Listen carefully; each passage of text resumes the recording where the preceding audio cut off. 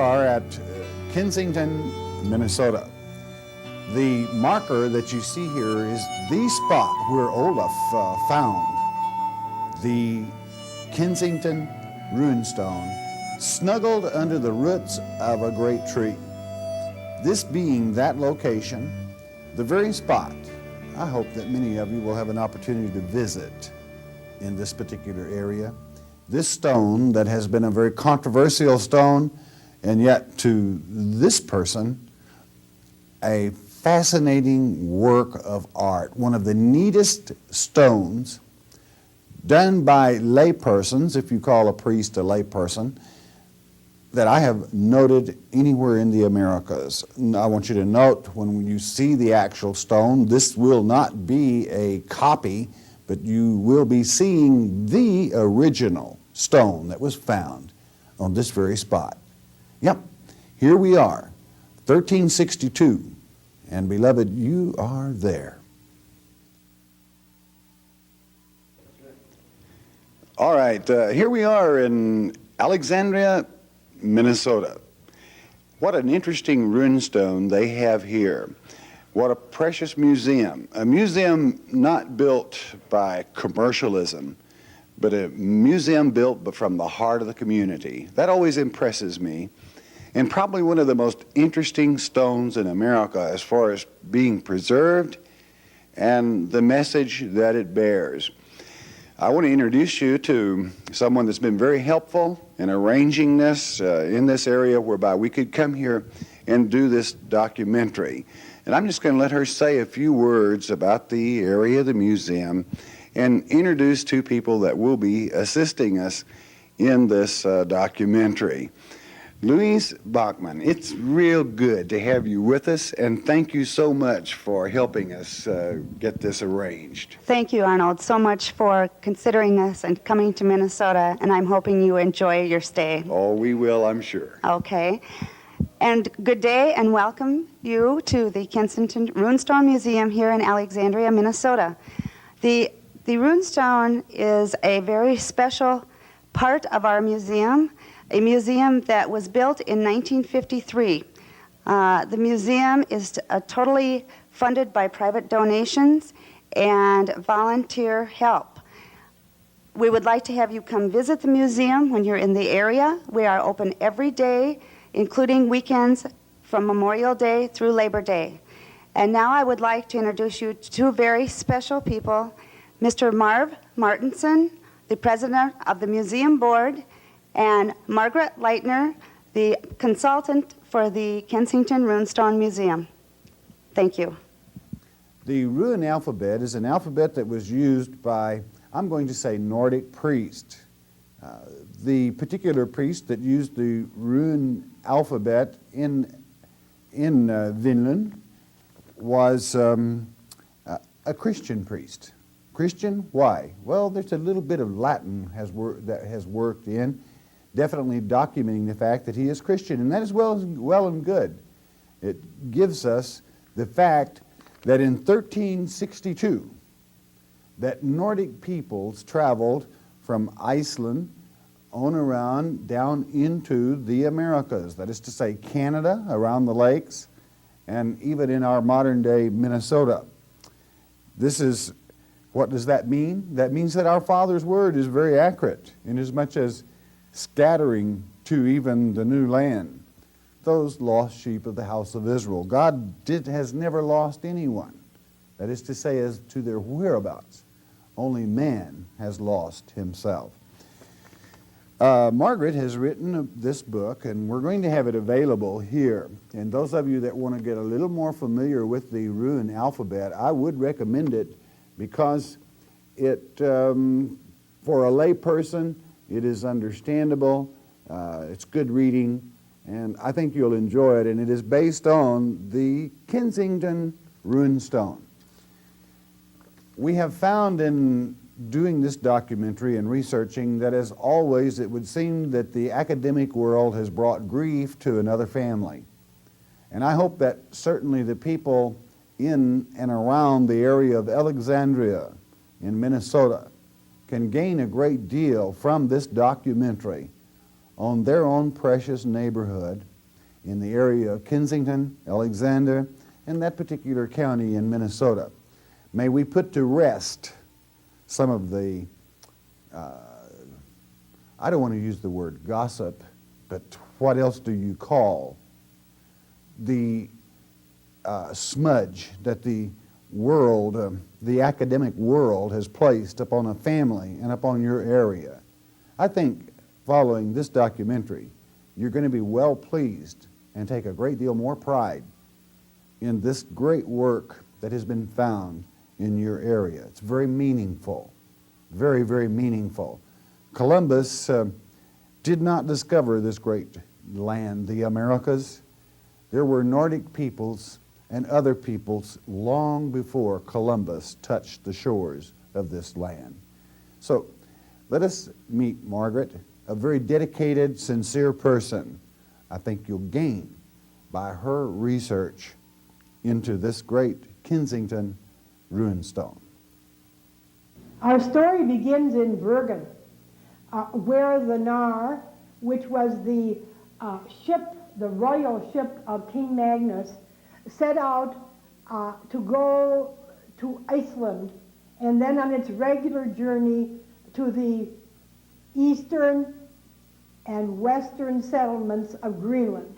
These, of course, were settled first by Eric the Red, Leif Erikson's father.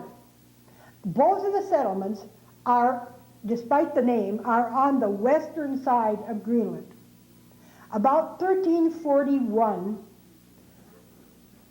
Ivar Bardson was sent up to investigate the western settlement because there were reports that Skrælings, the enemy, had invaded that western settlement. What became of those people? Well, the report was that they had come to America to join what they believed were the Skrælings. The story, of course, is incorrect. The Skrælings were the enemy. They had come to join their own people who were settled here in Vinland. And remember, Vinland extended from Cape Cod all the way across to Minnesota and the V of Lake Superior. The Nor, no doubt, searched all of this area for the people. They had set out in 1354, and the date that we have on the stone over here in Minnesota is 1362, 8 years later. They looked and searched for those people, and they found them, according to the stone, the vestry, all living over here in the middle of Minnesota in God's great country. And they appreciated it because it looked so very much like Norway and Sweden.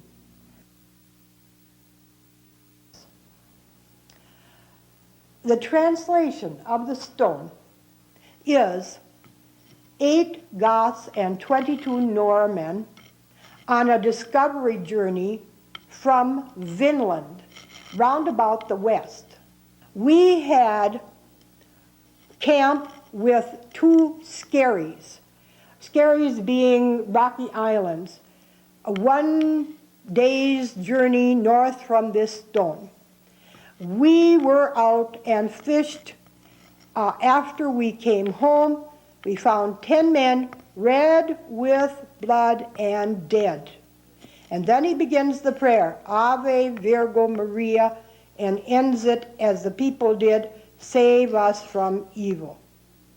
On the side of the stone,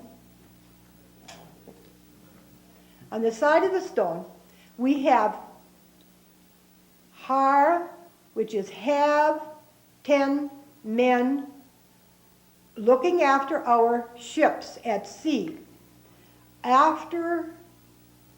These words right here are after our ship.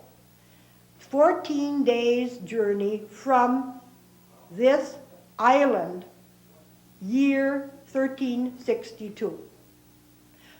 Now that's the translation that has been accepted for 90 years since we have found the stone. My research clears up some problems by extending that translation in a multiple translation.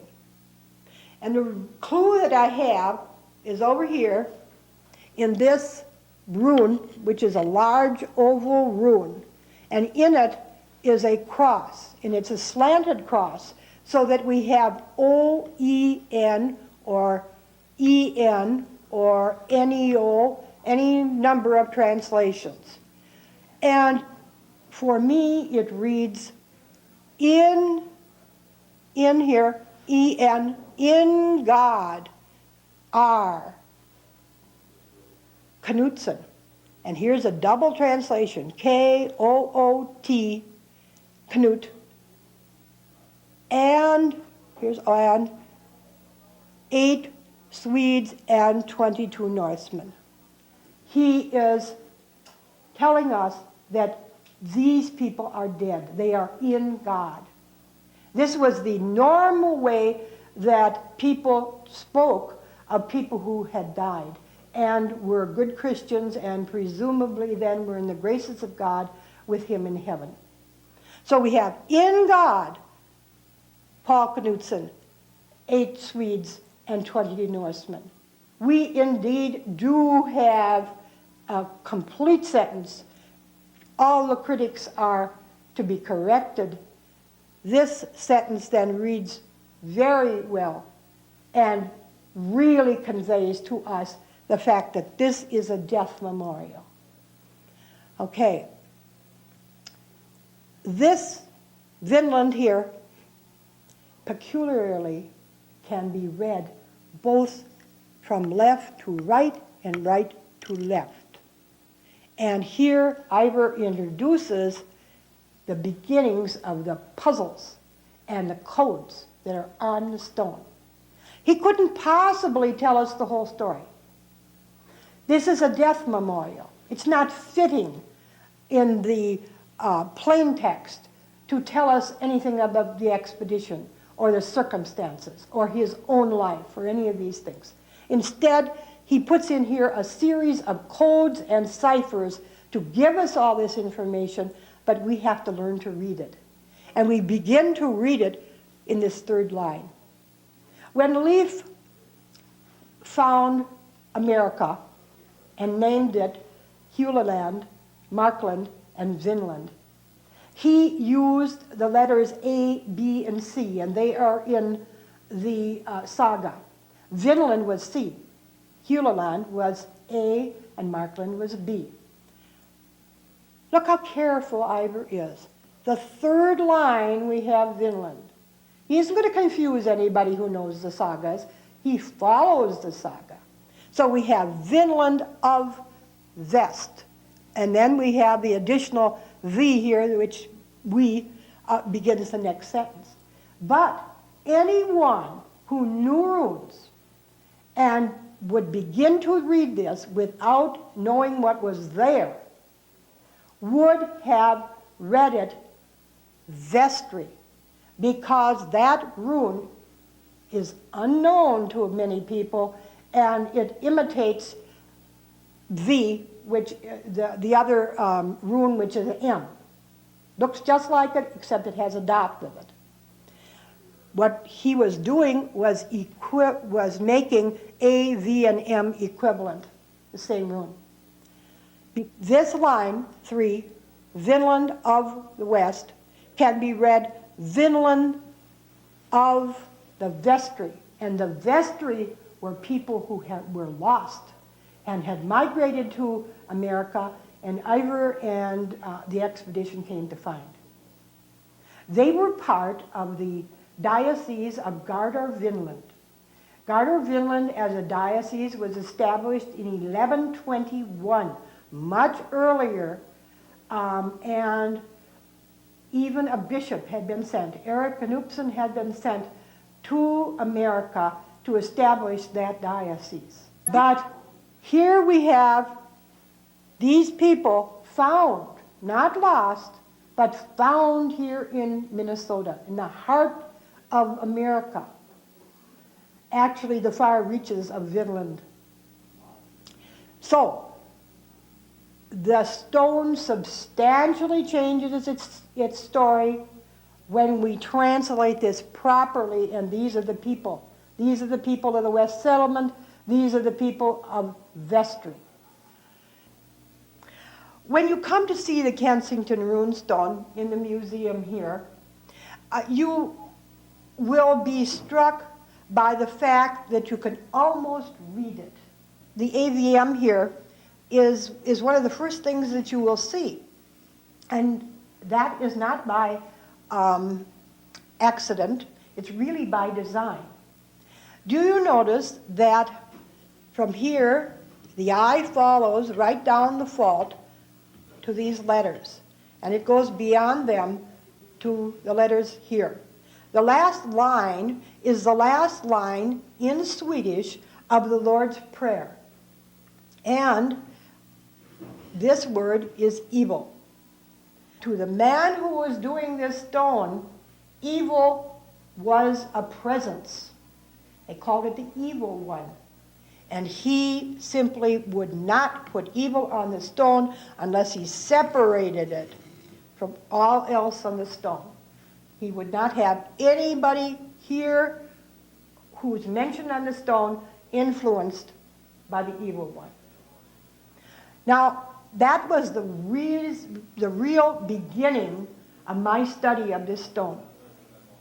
I could not imagine that anybody would put the word evil on the stone here, the last line. There are 3 more lines on this side.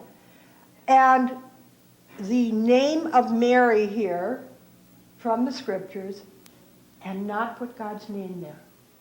I simply knew that that was wrong, that there was something more to be found. And of course there was. And I began by looking for some way that God's name was on the stone. And as soon as I looked, it was there. Here we have the numeral 8. Come down 8 lines until we get to Mary's name. Go over 8 runes, and we get to G. It reads off, blood, og, dead, A-V-M. Right here in the middle, we read it backward, and it spells G-O-D, God. At the top of the stone is the word got, air, and right next to it is the word ok, okay.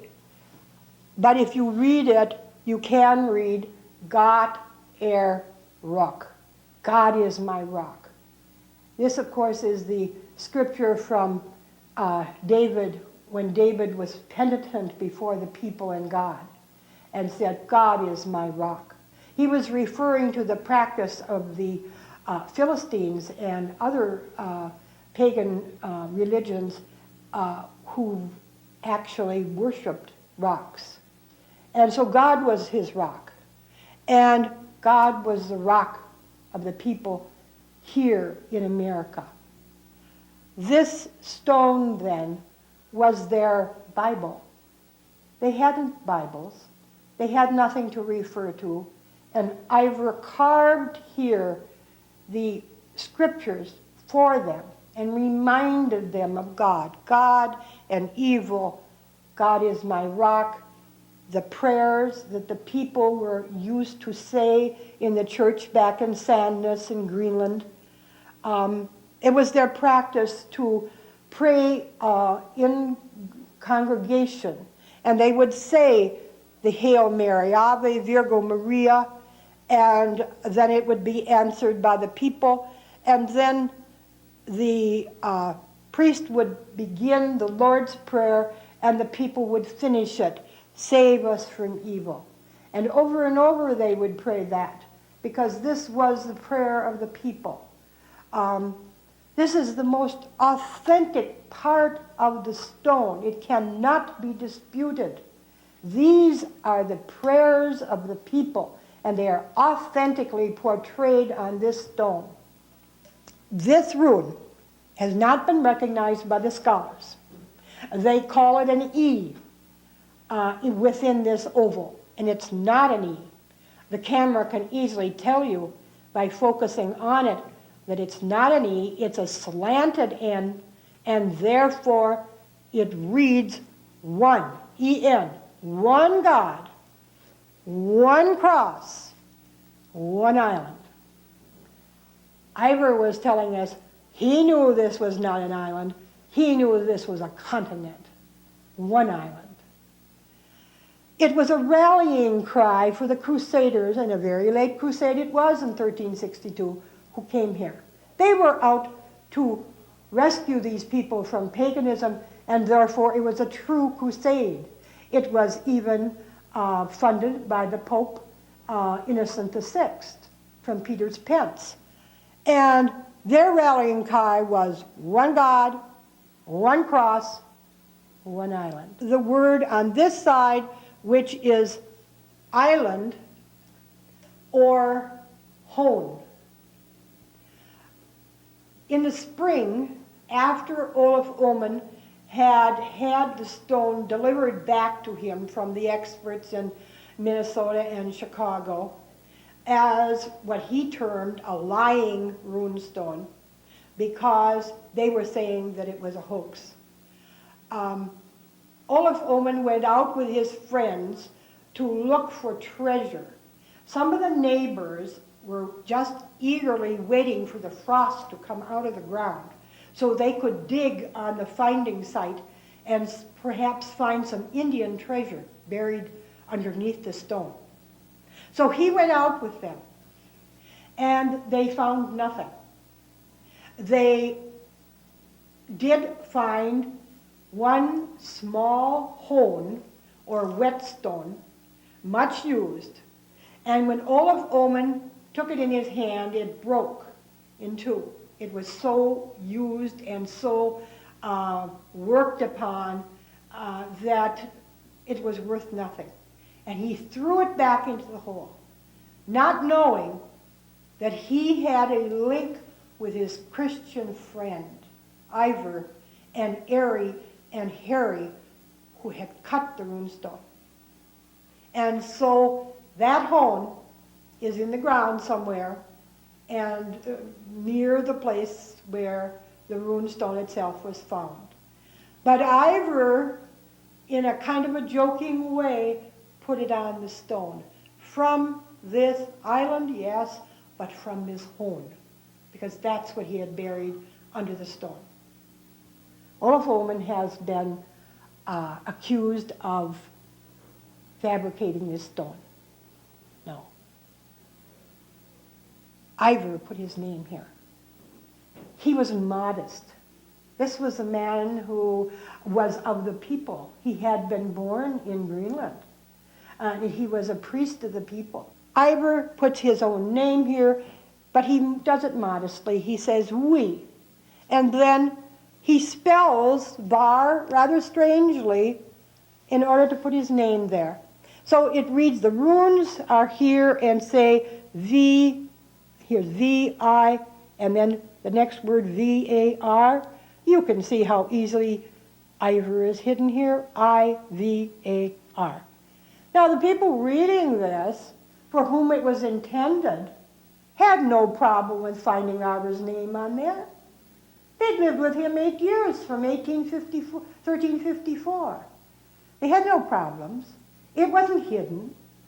They knew that Ivor, their priest, who had to go back to Norway, was leaving them the stone which symbolized religion, Christianity for them.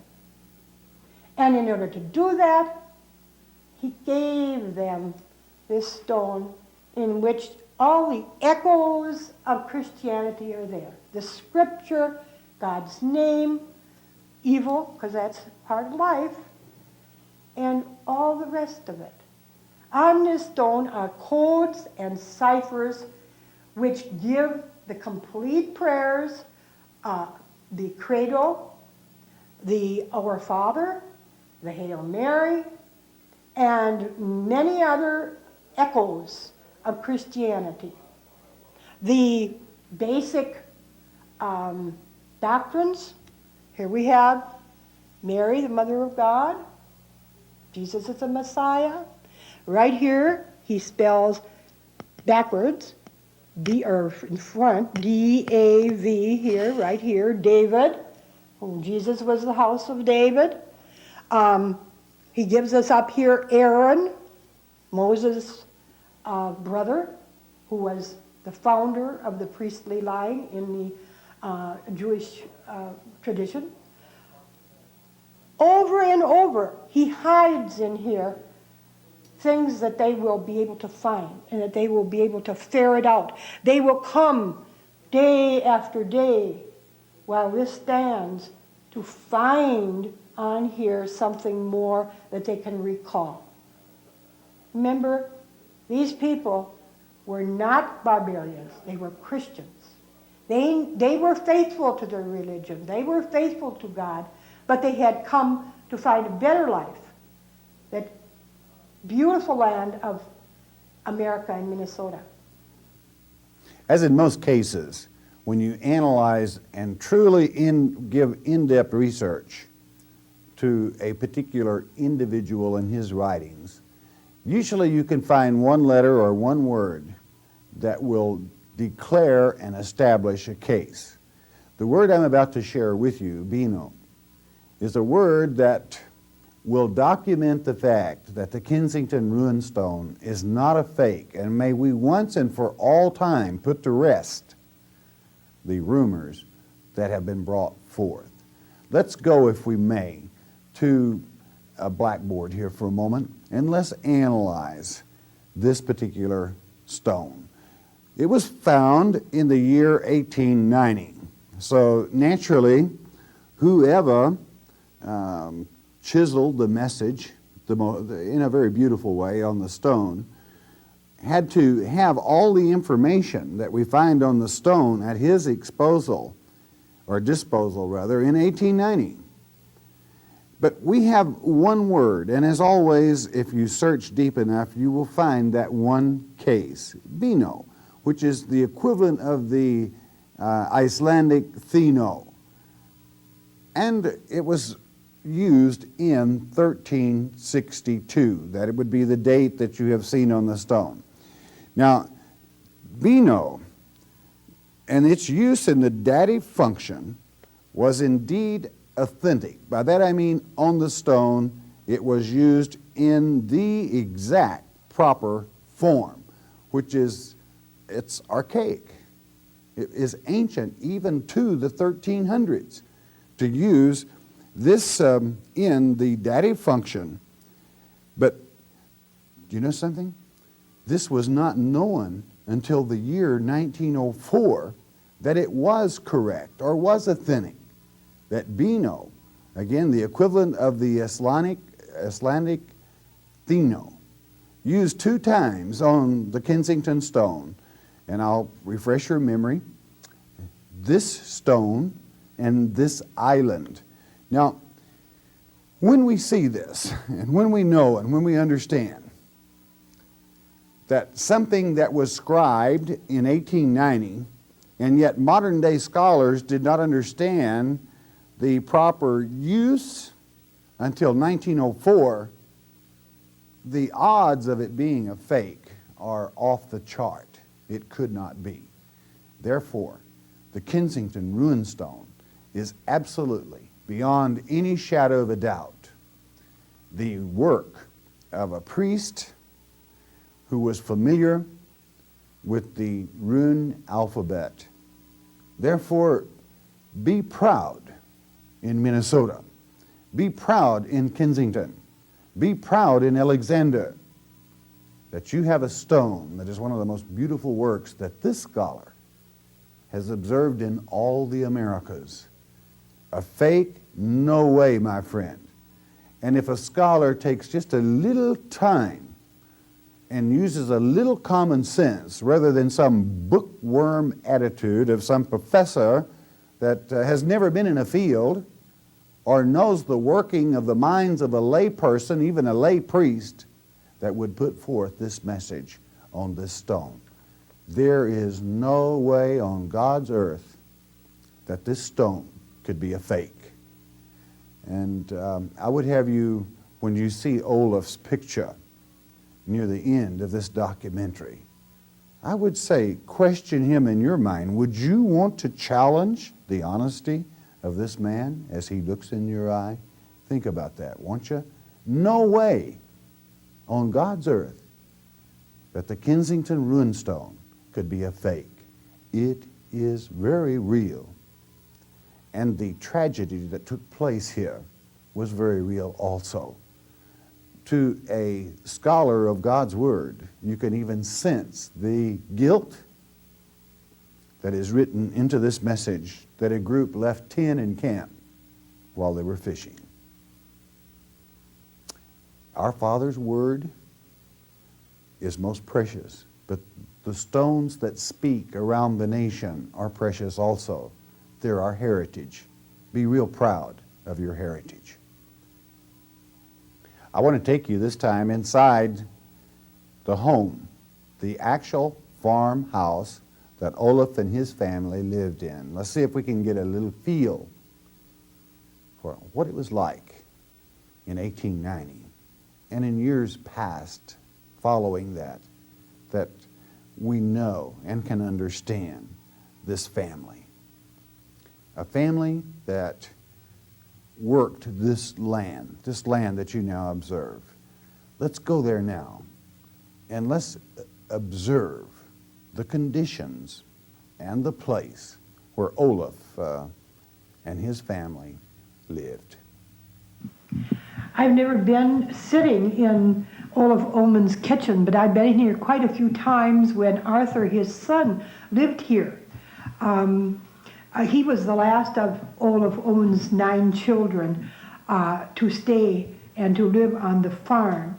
And shortly after that, the farm was bought by a public subscription and a grant from the state legislature, and now Douglas County owns and administrates the park.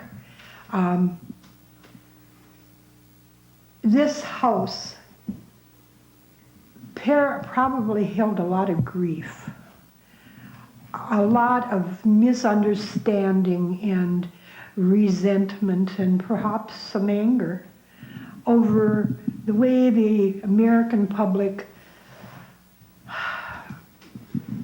was so prejudiced against the family, and especially the man Olaf who found this runestone.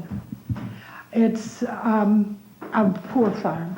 Mm-hmm. We've been up on the hill, it's three hills and a bog, a lake, an old lake. And this small house, I don't remember how many, it's got 4 rooms, it's got another bedroom upstairs, held that whole family. They went off to school, the 1-room school up here, and Olaf was clearing his last field in 1898 in the fall when his son, Edward, came out to bring him lunch, just like most families do, bring the father a late lunch in the afternoon while he's finishing his field. Olaf had a winch in which he was pulling over poplin trees, asp they were called. And this was one of the last trees that he was pulling over to make another cornfield. He had only 2 cornfields as it was in this big farm. He had some cows, he had some pigs and chickens, and it was a rather poor farm for a family of 9. He had farmed the land for quite a few years. He had bought this farm, and it was the last farm around here with his wages that he had made in Brandon when, after he had married and started to have children. He originally came from Sweden, had to pay off his passage money before he could actually begin to save for a farm. And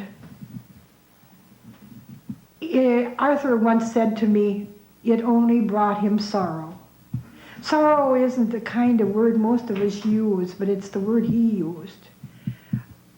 Olaf Ohman's family One of them, one of his sons committed suicide, and another of his daughters left the farm and was never heard from again because of the prejudice and whispering and talking about this family and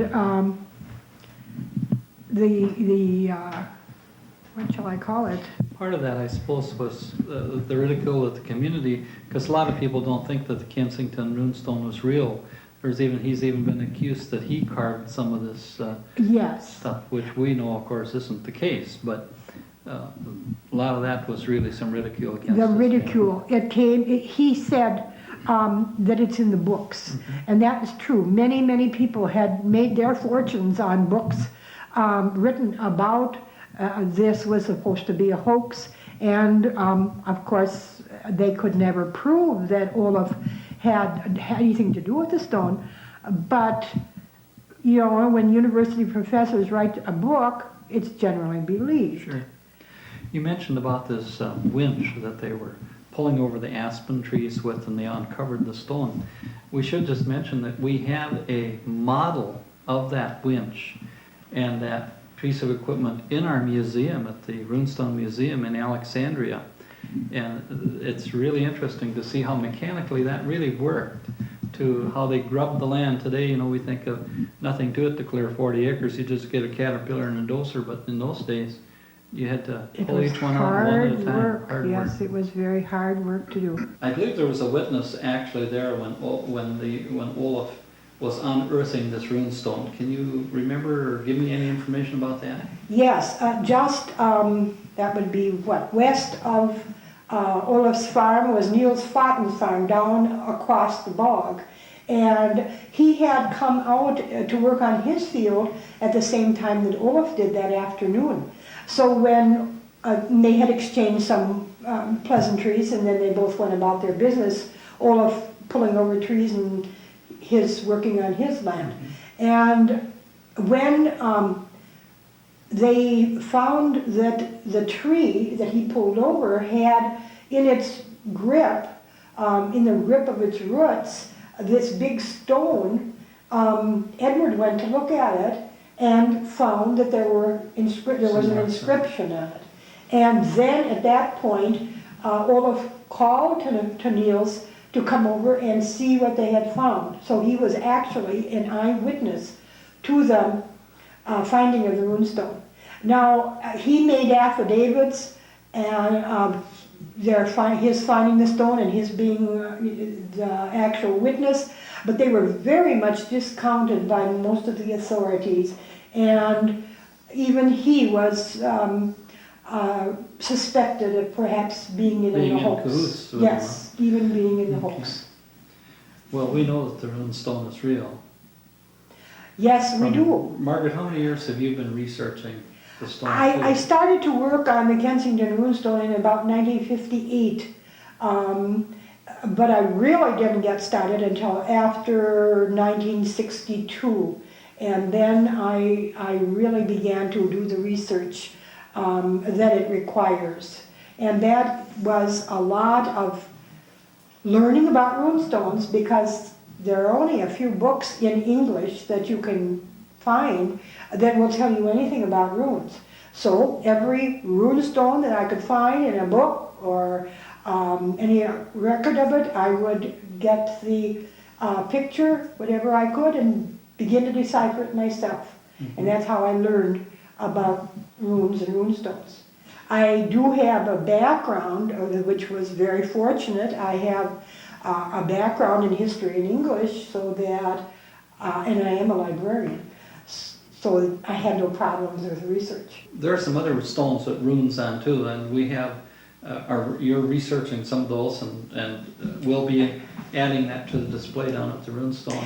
Yes. Can you tell us a little bit maybe about additional stones that back up? Okay. The runestone? fact that we have other runestones in the area, and Minnesota has quite a few of them. There's one down called the Starbuck Stone, which is down in the Glenwood Museum. We have ourselves just acquired the Chukaya Altar Stone, which is a stone about about like this, it's about that size, and it's broken in half. We believe that it was brought in by the people who did the Kensington Runestone in 1362.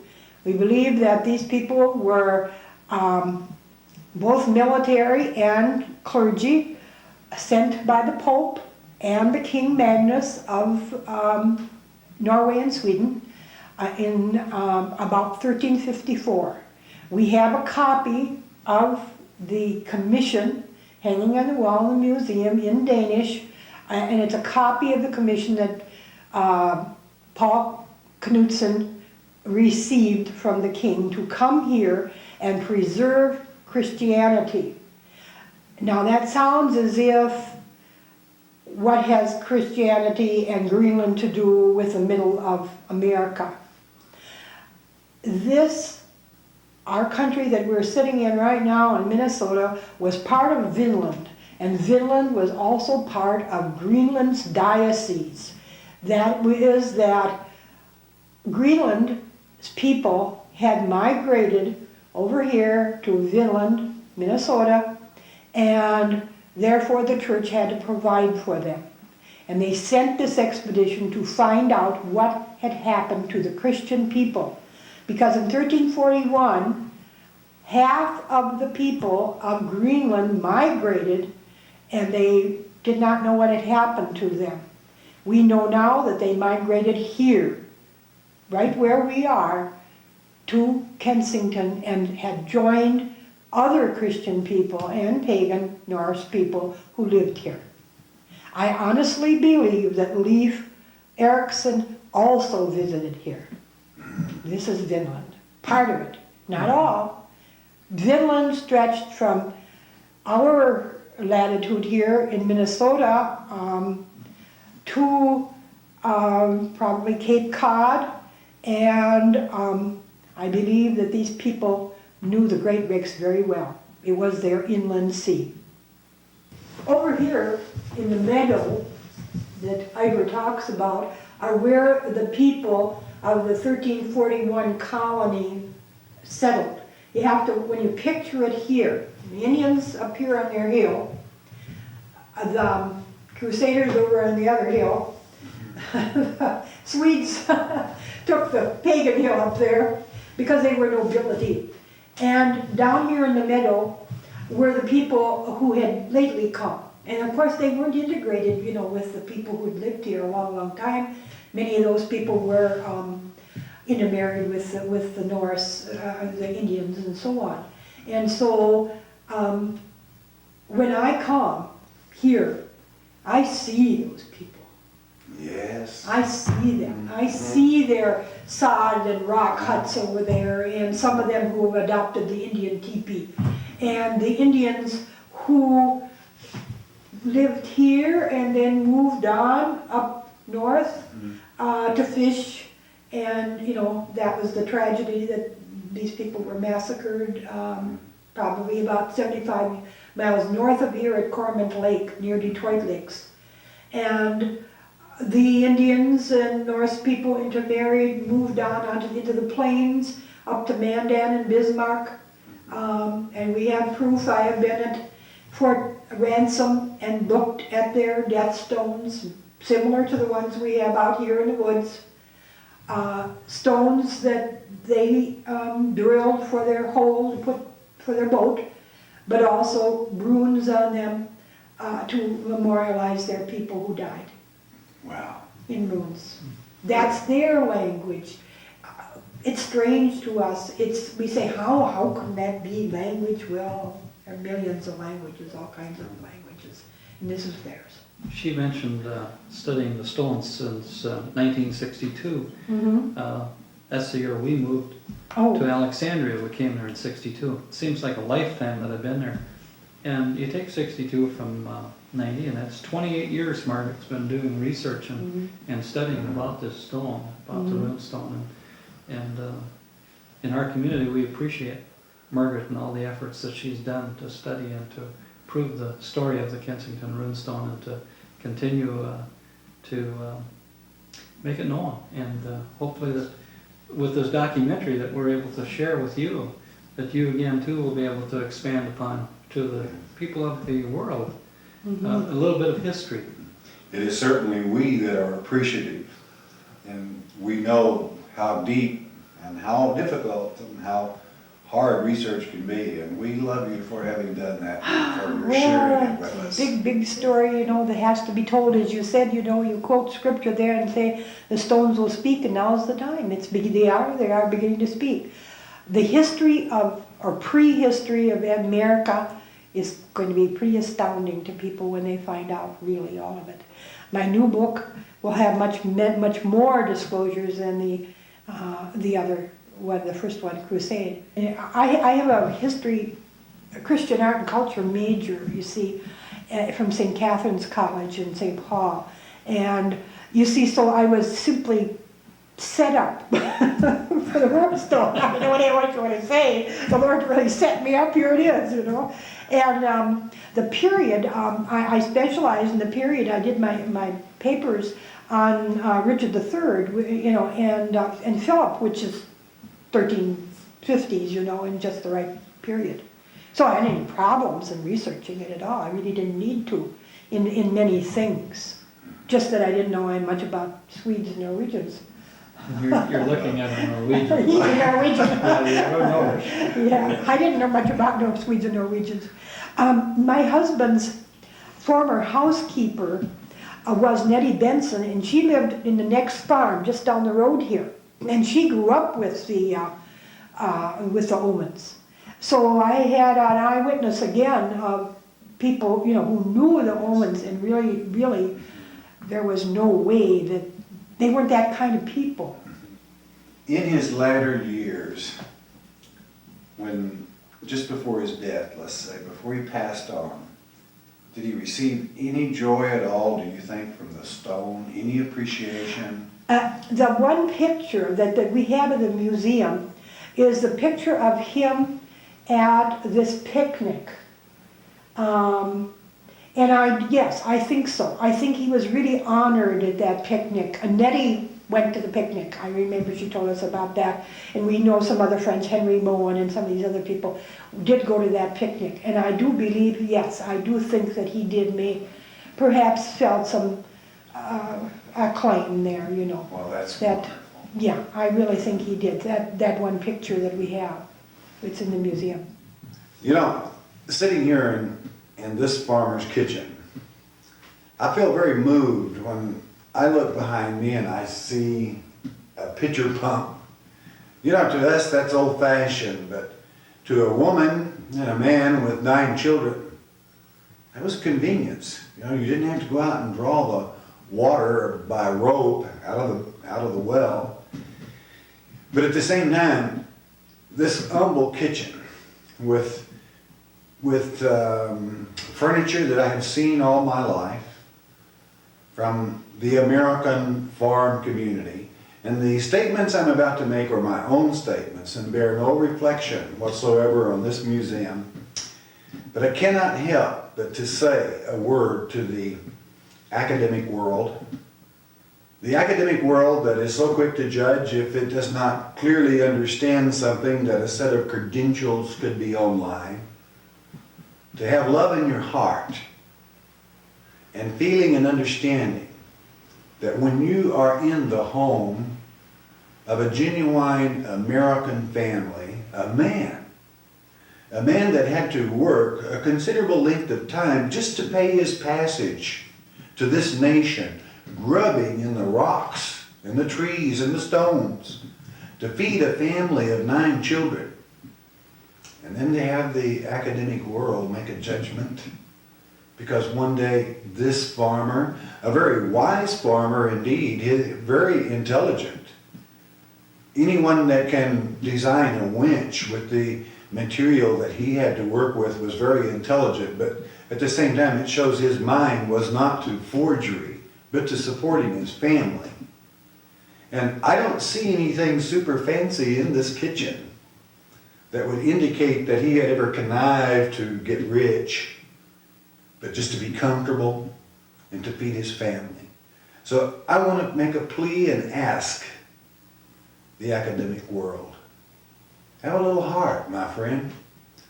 If your credentials are that shaky to you, back off, make no comment.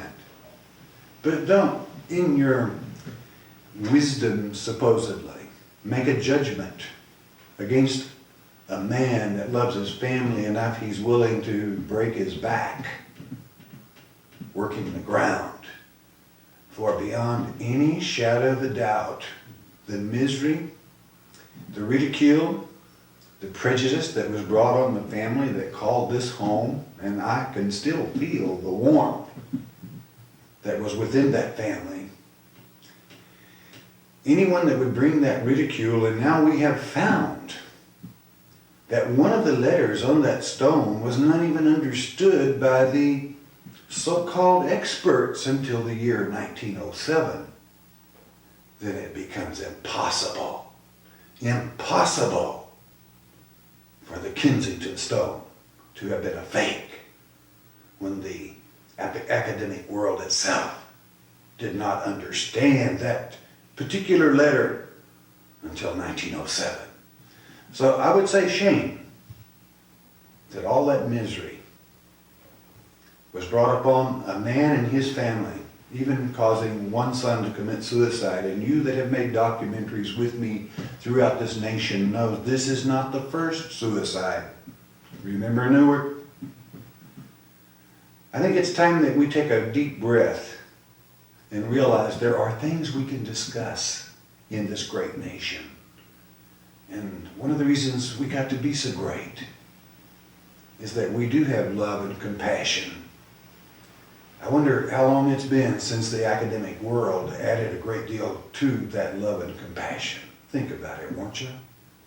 Before you make a decision of slander or fraud next time, you going to do your homework first, friend?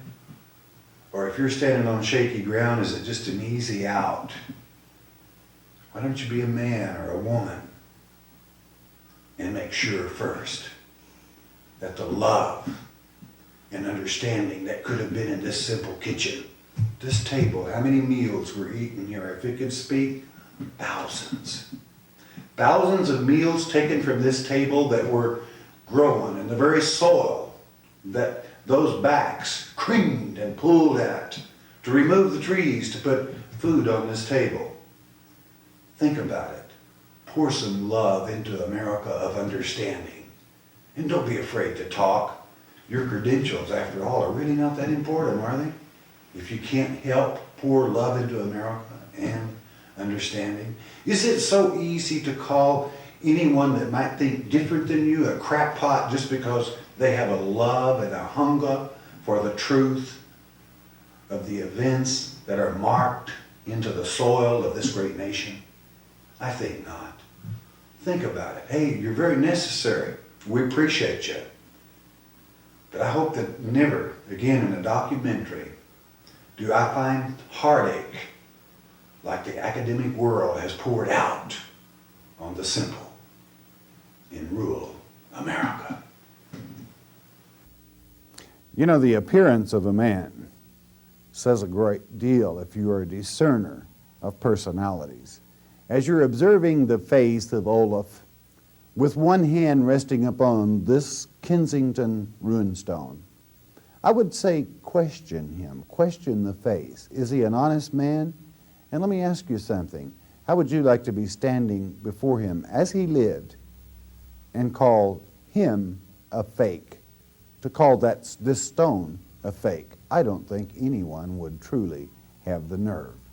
I think we can see the firmness in his gaze as he says to the world, I found this stone on the location that you observed at the beginning of this documentary. Would you question me?